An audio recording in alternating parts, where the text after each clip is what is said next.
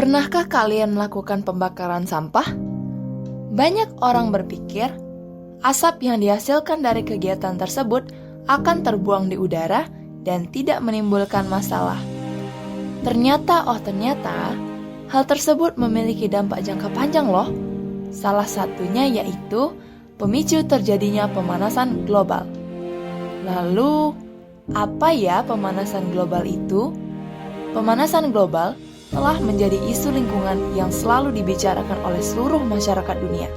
Suhu bumi yang meningkat, es kutub yang mencair, kebakaran hutan, dan lain sebagainya terpicu oleh gejala pemanasan global yang kini meningkat dari tahun ke tahun.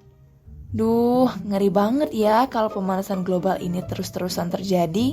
Nah, teman-teman, sebagai sobat peduli lingkungan, yuk kita simak video pembelajaran berikut ini.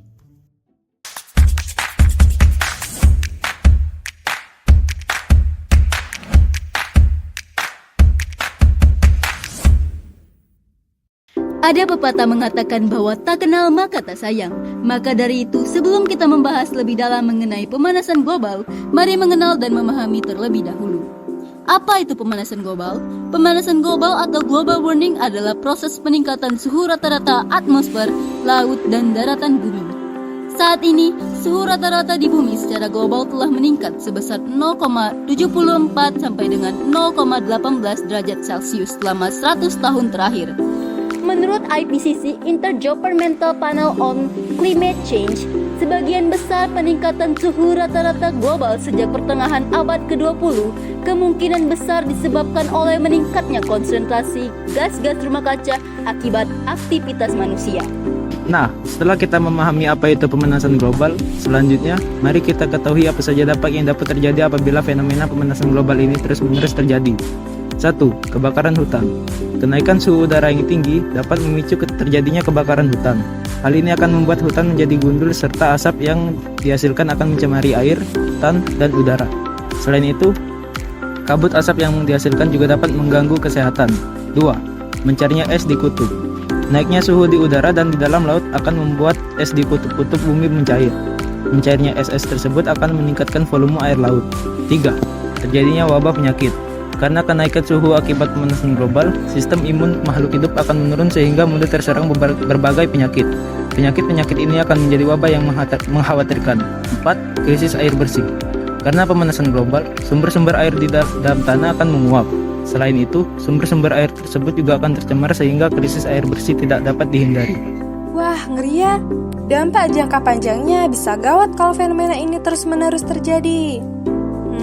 Tapi kok fenomena ini bisa terjadi ya? Bagaimana ya penyebab dari terjadinya pemanasan global ini? Jadi, penyebabnya disebabkan oleh beberapa faktor, yaitu yang pertama, emisi gas rumah kaca.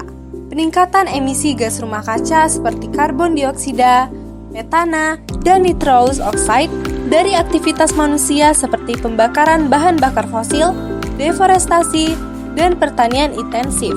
Yang kedua, pembakaran bahan bakar fosil, penggunaan minyak, gas alam, dan batu bara untuk energi dan transportasi melepaskan sejumlah besar CO2 ke atmosfer. Yang ketiga, deforestasi. Penebangan hutan mengurangi jumlah pohon yang bisa menyerap CO2, sehingga lebih banyak gas rumah kaca tetap berada di atmosfer. Setelah kita memahami berbagai macam penyebab pemanasan global barusan, salah satu penyebab terjadinya ialah karena digunakannya energi tak terbarukan. Apa itu energi tak terbarukan?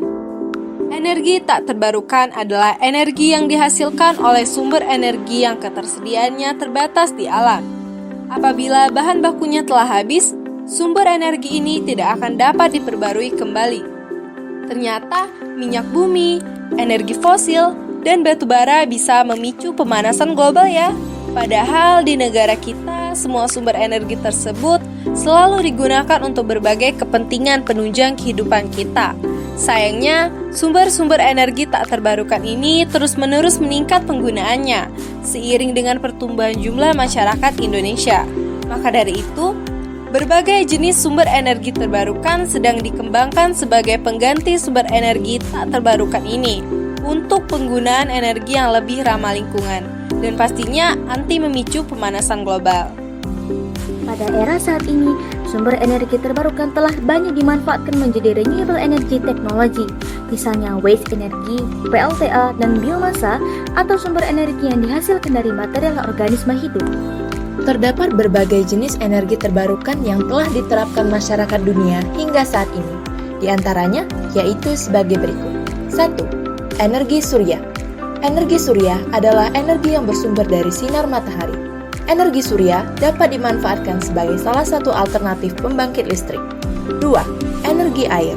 Saat ini, energi air dapat dimanfaatkan sebagai alternatif pembangkit listrik. 3. Energi angin. Prinsip pemanfaatan energi angin adalah dengan membuat kincir angin.